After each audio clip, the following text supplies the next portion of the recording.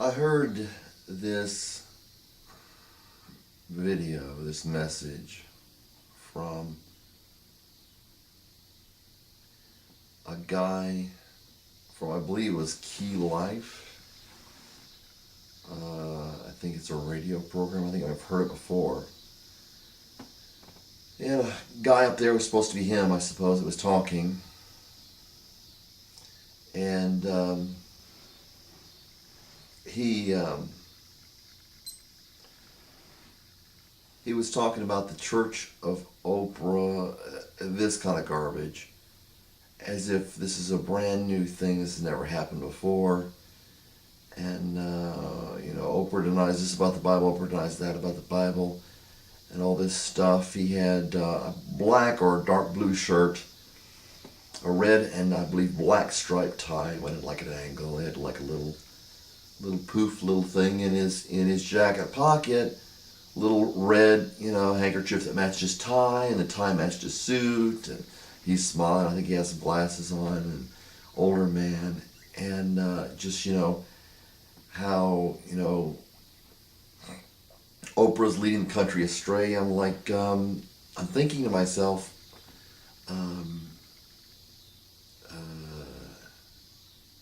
yeah, perhaps it's time to wake up. Really wake up to see what's been happening around the world, in our country, whatever. You've had these kind of people since time immemorial. But the fascinating thing about it for me was, it was this guy, an older guy, probably in his 60s, 70s, from, I think it was Key Life, but from one of these things. What's the difference, really, And he was going on and on about how Oprah was, deceiving and leading everybody deceived. And I was thinking, you know what? More than half of what you say doesn't make any sense.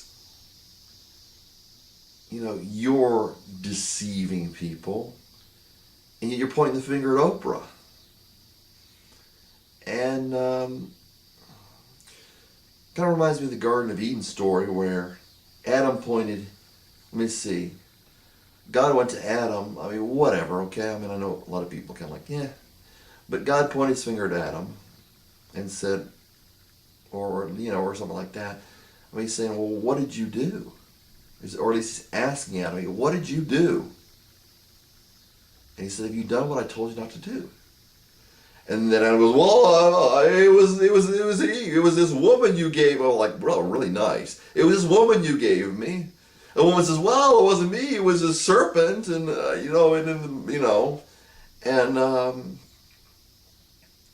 if you read the Bible very far, the serpent goes, well, it wasn't me. It was, this guy. It was Mark. It was, Billy Joe. It was Bob. It was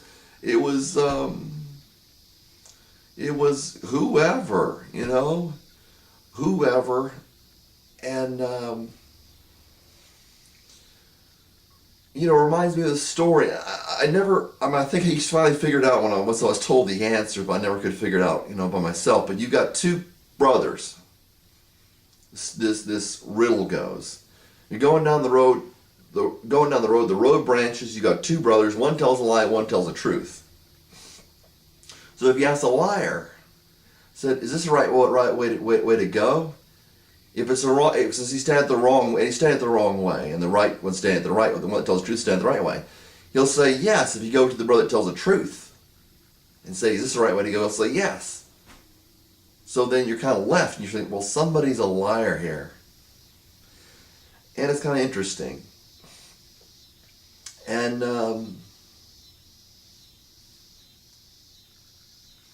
you're supposed to be able to figure out, who is telling the truth so you can find the right path. And a quote from the Bible. The man says, and this was a man that was a prophet, one of the prophets in the Bible. He said, I said in my anger, all men are liars. You know, it was the way he felt. He'd lived long enough to see what was going on. And he said, I'm looking for somebody that's not going to lie to me. And his response was, you know,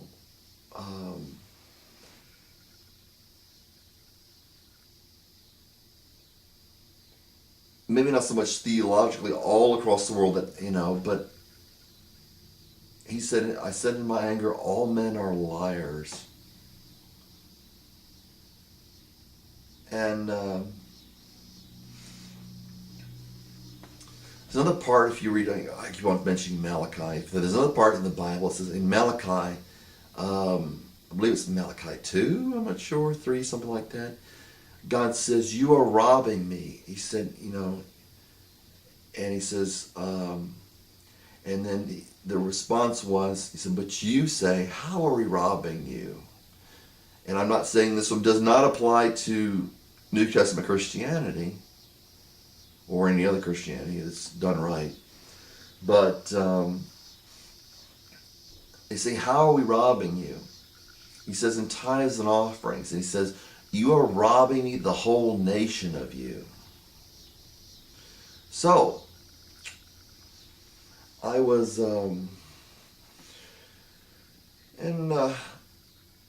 I was living by an older man in you know, in a place where we'd all kind of get together and talk. And the older man was 75 years old. And he said, and I think this is supported, he said, people are thieves and liars. This was kind of his doctrine. If he didn't have anything else right, he did have this right.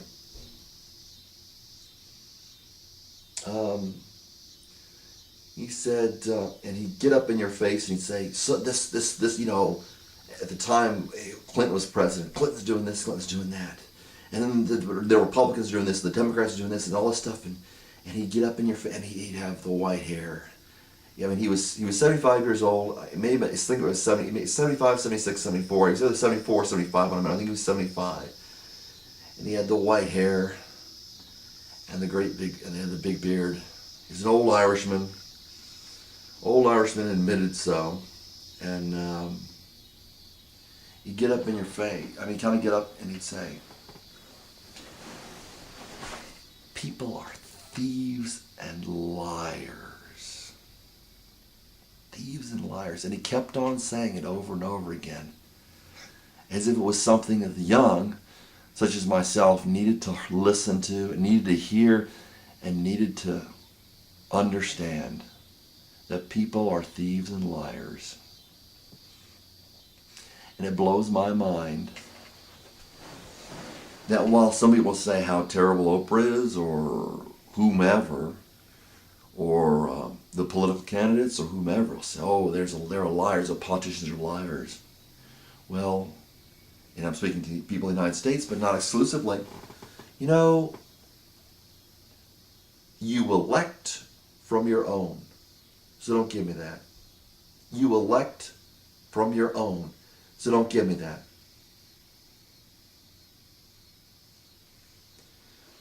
The Bible makes it pretty much clear that people are false. They're fake.